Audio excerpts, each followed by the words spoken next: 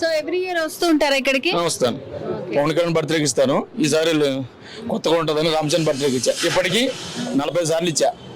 40 times ఇచ్చారా? 45 times 45. Sign. అంతకుముందు 99 నుంచి ఇప్పటి వరకు నా ఏజ్ తగ్గట్టే ఇచ్చాను నేను. ఓకే. ఎవ్రీ ఇయర్ పేషెంట్లు కూడా ఇస్తా. 3 టైమ్స్ 2 టైమ్స్ కంపల్సరీ ఇస్తాను అనమాట. బ్లడ్ కరోనా టైంలో బ్లడ్ లేక ఇబ్బంది పడుతుంటే మేము అందరూ వచ్చి బ్లడ్ ఇచ్చాం. 2 టైమ్స్ ఇచ్చాం 1 ఇయర్లో. ఓకే. సో ఎందుకు అంత ఇష్టం మీకు ఈ మెగా ఫ్యామిలీ? రామ్ చరణ్ గాని పవన్ కళ్యాణ్ గాని ఎందుకు అంత ఇష్టం? అది చెప్పలేం, అంతే. అంతే అభిమానమా? సో ఎంతమంది వచ్చారు మీరంతా? 2. ఓకే. సో బ్లడ్ డొనేషన్ చేసేసారా? చేసాం.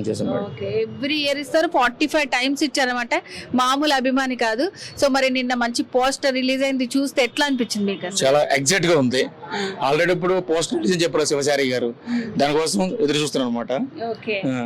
ఓకే. సో మరి రామ్ చరణ్ ఏం చెప్పాలనుకుంటున్నారు మీరు? రామ్ చరణ్ అంటే మొన్న గేమ్ చేంజర్ దాంట్లో ఉన్న అప్పన్ క్యారెక్టర్ చాలా బాగుంది.